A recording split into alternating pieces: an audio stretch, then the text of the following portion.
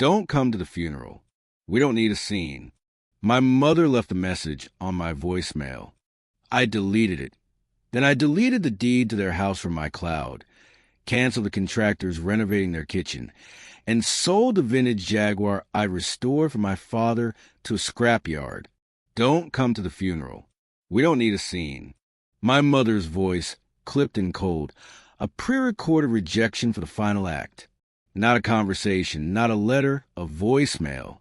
32 seconds long, left at 3 a.m., the time when only guilt and hospital calls usually come through. I listened to it 3 times, standing in the middle of my own dark kitchen, the hum of the refrigerator, the only other sound. I think a part of me had been waiting for it. The other shoe dropping from a great height, finally landing to crush whatever was left. Those 7 words didn't feel like a request. They felt like an epitaph for a son who had never really existed in their eyes. I remember the sequence with perfect, brutal clarity. I saved the voicemail to a secure folder. Then I opened my laptop. I found the digital copy of the quitclaim deed my father had begged me to sign 2 years ago. Just to help with the refinancing? Son, you know how banks are. I signed it over to him, but I kept a scanned copy. I permanently deleted it from every backup, every drive. I wanted no trace of my connection to that house. Then I found the string of emails with the contractor, a man named Joe who was a friend of a friend, doing the kitchen remodel for my parents at a 60% discount because I'd promised him a year's worth of free accounting. I wrote him a single line. The project at 42 Willow Lane is canceled effective immediately. All financial agreements are void. I transferred a kill fee to his account for mine, a final severance. Then I called the specialized insurance company that covered the 1972 Jaguar XJ6. I canceled the policy. I called the dedicated garage where it was stored, paid its final month's rent, and arranged for a pickup, not by a collector, but by a metal recycling plant. They offered me $300 for the carcass. I took it and donated it to a program that teaches welding to at-risk youth. Let them turn that symbol of my father's unearned pride into something useful. That should have been the end of it. A clean, quiet severance. But people like my parents, they don't operate in silence. They need an audience. They need to paint their narrative, and my absence would be a blank canvas for their lies. For 34 years, I had been the canvas. The reliable son, the human safety net, the quiet bearer of their financial and emotional clutter, until that voicemail. It was like a circuit breaker finally tripping in my soul. It didn't just turn off the love. It powered up a cold, clear-eyed version of me I had locked away. This is a story of what that version did. I wasn't always this person. I used to jump on my phone buzz with my mother's name. I used to send her money for the little extras, the salon appointments, the premium cable packages, the therapist she saw who was really just a friend who told her what she wanted to hear. I covered the property taxes on their house for 3 years running. I paid for my sister Rebecca's wedding dress, a $5,000 confection she said she'd die without. At one point, if you added it all up, they were into me for over $80,000. I never mentioned it. That wasn't my role. My role was to be the rock, the foundation. Don't worry about William, they'd tell their friends. He's got everything under control. They didn't worry because I was the family's designated worrier. It started in earnest about 3 years ago. My father's consulting firm, a fancy name for his one-man operation, finally imploded. Too many missed deadlines, too much arrogance with clients. He called it a sabbatical. My mother called it a chance for us to reconnect as a family. Reconnecting, it turned out, was expensive. The text started almost immediately. Sweetie, the quarterly taxes are due and your father's a little stressed. Rebecca's car just gave up the ghost. You know how unreliable public transport is here. The roof is leaking in the guest room. The estimate is astronomical. It never stopped. The kitchen remodel was supposed to be my last big gift, a fresh start for them in a house they could finally maintain. I called in every favor to make it happen, and yet the demands continued. Rebecca and her husband Ben had moved back into my old room temporarily after he lost his job. That was 18 months ago. Ben's main occupation seemed to be streaming video games and offering unsolicited stock market tips. They'd painted over my old blue walls with beige I found profoundly depressing. It was like watching strangers slowly erase my ghost. Then things started to get strange. First, a charge for $800 appeared on the credit card I'd given my mother for emergencies. It was from a high-end spa weekend 2 towns over. When I asked about it, her voice got tight. "Are you monitoring me now, William? After everything I've done for you? It was for my nerves. You know how your father is." I let it go, but I started paying closer attention. That's when I found the Instagram post. It was Rebecca, a boomerang video of her toasting with a flute of champagne. The caption, "When your brother's success pays for the bubbles. Hashtag blessed hashtag family perks." The restaurant in the background was the Gilded Quail, a place my father had once told me was a pretentious waste of money. My stomach twisted into a cold knot. I had a friend in the reservations business. A discreet inquiry confirmed it. A table for 4, under my father's name, paid for with the same card I used for their roof repair. The bill was over $900. I printed the receipt. I didn't say anything. I needed to see the full picture. I let the charade continue. The next month, Rebecca called me, sobbing. She said her identity had been stolen, that someone had opened a line of credit in her name and maxed it out. I made sympathetic noises, then used a professional connection to run a soft credit check. No fraud alerts. Just a series of delinquent payments on a personal loan she'd taken out 6 months prior for a business venture that turned out to be a multi-level marketing scheme for essential oils. I didn't confront her. I just started archiving everything. Screenshots, emails, bank statements. I created a digital vault and labeled it The Inheritance. The true humiliation came a week later. My father had started a group chat with his brothers, including me. He posted a video of me carrying groceries from my car into their house.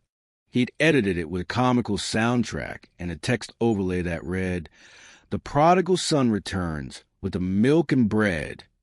My uncles replied with laughing emojis. Uncle Robert wrote, "Good to see he still knows his way around a chore." My mother chimed in, "Tell him we're out of his favorite coffee. He can pick some up on his way over next time." I didn't respond. I just saved the video, exported the chat, and added it to the vault. The final straw was digital. I got a notification from a personal loan application service. Someone had used my name and social security number to initiate an inquiry for a $50,000 loan. The listed address was theirs. I called the service, posing as myself, and had them read the application details. They used my old university email, the one whose password my father still knew because I'd helped him set up his iPad years ago. They weren't just taking my money. They were trying to become me, to borrow against a future I had built without their permission. That's when I understood the fundamental truth. I wasn't their son. I was their line of credit, their financial instrument, their human cosigner. The final scene, the one before the detonation, was a Sunday barbecue. My mother was fussing over potato salad. My father was bragging to Ben about a golf game he hadn't actually played. And Rebecca was complaining about the Wi-Fi speed. The air was thick with their normalcy. As I was leaving, my mother pressed an envelope into my hand. "For you, dear, from your father and me." Her smile was a little too bright. In the car, I opened it. No card, no letter. Just a printed screenshot of a flight confirmation. 2 first-class tickets to Bali. The departure date was the day of my best friend's funeral. Michael had been my brother in every way that mattered. I looked at the passenger names, my parents, and scrawled at the bottom of the printout, in my father's handwriting, "Don't wait up." I drove home in a silence, so profound it felt like a new sense. I didn't cry. I didn't rage. I just got to work. They thought my absence from the funeral was their victory. They didn't know I was already planning their ruin. The funeral was for close friends and chosen family. I had handled the arrangements. My parents knew about it, of course. They called it a shame and such a waste of a young life. Their sympathy as thin as paper. I knew they wouldn't come. But what I didn't know, until my aunt accidentally included me on a forwarded email chain, was that they were hosting a celebration of life for themselves at a lakeside resort an hour away, the same weekend. We need to surround ourselves with light and love during this difficult time, my mother had written. The guest list included everyone they'd ever wanted to impress. I RSVP'd for one, under pseudonym. Then I booked the private dining room next to theirs. On the day of their party, I arrived early. My +1 was already waiting. Isabel, Rebecca's former business partner from the failed essential oils venture. She was a sharp, no-nonsense woman whose life savings Rebecca had convinced her to invest and then lost. When I contacted her with the bank records and the true story, she didn't hesitate. "Just tell me what you need," she'd said. We met in the resort's lobby. I handed her a folder. It contained printed copies of the financial records, the fake loan application, the screenshots of the expensive dinners, and a timeline of every dollar I had ever given them, color-coded and cross-referenced. She brought her own evidence, signed affidavits from other women Rebecca had scammed, and a recording of my sister admitting, in a moment of frantic panic, that she had no intention of repaying anyone. The hostess tried to direct us to the main restaurant. I smiled, showed her my ID for the adjacent room reservation, and said, "We're here to see family. I believe they're in the sunset room." We walked in. The room was decorated with twinkling lights and filled with the sound of clinking glasses and laughter. My mother was holding court, a glass of white wine in her hand. My father was beaming, slapping a relative on the back. Rebecca saw me first. Her smile vanished, replaced by a mask of pure shock. "William," my father said, his voice cutting through the chatter, "what is this?" "Consider family intervention," I said, my voice calm and clear. I pulled out a chair for Isabel and one for myself.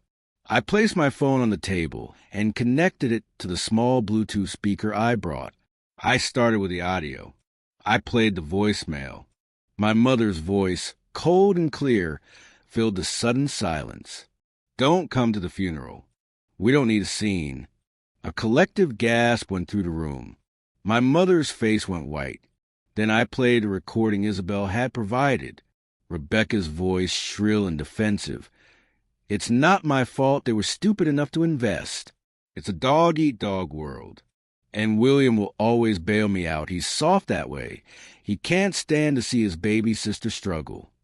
The room was utterly still. I then opened the folder and began laying out the documents, passing them to the nearest guests, who took them with a kind of horrified fascination. The screenshots of the gilded quail bill, the forged loan application, the spreadsheet of my financial support, the final total circled in red. My father stood up, his chair scraping loudly. "This is slander. Where did you get this?" "From your own digital carelessness," I said, looking directly at him. "The cloud account you always ask me to manage. The password you can never remember." He looked at Rebecca, who was staring at the table, trembling. Isabel spoke then, her voice steady. "Your daughter is a con artist. She took over $60,000 from me and at least 3 other women. We are filing a civil suit next week. I suggest you enjoy the party. It might be the last one you can afford." My mother finally found her voice, a wounded whisper. "How could you do this to us? On the day of all days." I looked at her, and I felt nothing. A great, empty plain where a forest of obligation had once stood. "You chose today," I said. "You always choose yourselves." Then I pulled out the final piece. I held up the printout of their flight confirmation to Bali. "You were too busy for funeral," I said, "so I made you permanently free." I dropped 3 envelopes on the table. One contained the formal cancellation of their home insurance policy, which I had been paying. The second was a confirmation of the Jaguar's destruction. The third was a letter from the contractor, formally withdrawing his services and citing client fraud and misrepresentation as the reason. I turned to the stunned guests. "My apologies for the interruption. Enjoy the rest of your celebration of life." As I walked out, I paused beside my father. "When you get the bill for this room," I said quietly, "don't call me. I'm busy." The fallout was swift and brutal. Isabel and the other women went public with their lawsuit against Rebecca. The local news picked it up. The story of the essential oil scam was too juicy to ignore. Rebecca's name was plastered all over social media. Her husband, Ben, left her within a week. My father tried to fight back. He sent me a long, rambling email about respect and family name. I didn't reply. I simply forwarded it to the bank that held his mortgage, with a note revoking my informal verbal agreement to act as a financial reference. The kitchen contractor, Joe, feeling betrayed that my parents had tried to blame the project's cancellation on his incompetence, sent a full story of their constant demands and excuses to several local building associations. My father's reputation was shredded. Meanwhile, the insurance cancellation went through. Then the property tax bill arrived. I knew because my aunt, the one who had accidentally forwarded the email, sent me a sympathetic text. "They're drowning, William. They have no idea how to handle any of this. They chose to play the victim." My mother posted a long, vague status on Facebook about ungrateful children and the pain of being betrayed by your own blood. The comments were not kind.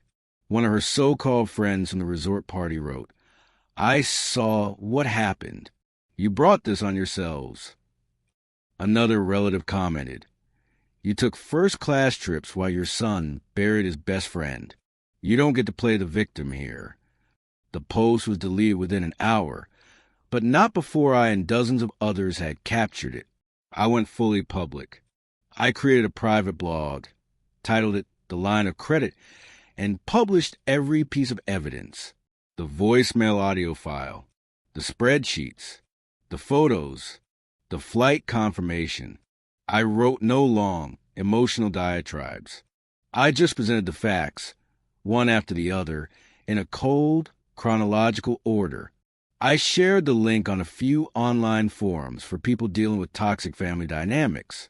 It went viral in those circles.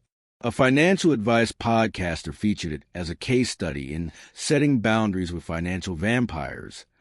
My phone blew up with calls from extended family. I didn't answer. I let everything go to voicemail. My father left one final message. It was just heavy breathing, then, "You've broken this family. I hope you're happy." I saved it, labeled it epitaph. I systematically severed every last tie. I closed a joint savings account I'd opened with my father when I was 18. I canceled the phone line I'd been paying for on their family plan for a decade. I even changed the login details for the streaming service they still used, cutting them off in the middle of a show. In the space they left behind, I built something new. I didn't start a blog for revenge. I started a small, private financial advisory service, specializing in helping people untangle their finances from exploitive family members. I called it Clear Ledger. My first client was a woman whose brother was doing to her exactly what my family had done to me. Helping her was more cathartic than any act of vengeance. They never tried to come to Michael's funeral, of course. But a month after my public post, I received a letter from a lawyer. It was on my father's behalf. He was demanding I reimburse him for the loss of value on the Jaguar, which he claimed was a promised gift. I didn't hire a lawyer. I simply mailed back a notarized copy of the original bill of sale, which was in my name, and a copy of the scrapyard receipt. I never heard from them again. A year later, I took a trip, not to Bali, but to Iceland. I went to see the Northern Lights. I stood alone in the freezing, silent beauty of it, and I felt a peace I had never known. The silence wasn't empty anymore. It was clean. I met someone 6 months after that, a historian who loved old maps and quiet mornings. When I told her the condensed version of my story, she didn't look at me with pity or horror. She just took my hand and said, "They sound exhausting." We got married in a small courthouse ceremony. My witness was Isabel, who had become a trusted friend. We drank champagne from paper cups and laughed until we cried. I changed my number, not with drama, but with quiet finality. I stood at the counter of the phone store, accepted the new SIM card, and dropped the old one into the trash can on the street outside. It was over. I live a quiet life now, a life of my own design. My wife and I have a house with a garden. We grow vegetables. We pay our own bills. Sometimes when the phone rings, we both look at each other and smile, because it's never for anyone but us. The other day, I was cleaning out an old box and found a sticky note with my father's handwriting. It was just a grocery list from years ago. I held it for a moment. Then I crumpled it up and used it to light the kindling in our fire pit. I watched it burn, a tiny, insignificant yellow flame that turned to ash and vanished into the night. And I felt nothing at all, which was the greatest victory I could ever have imagined.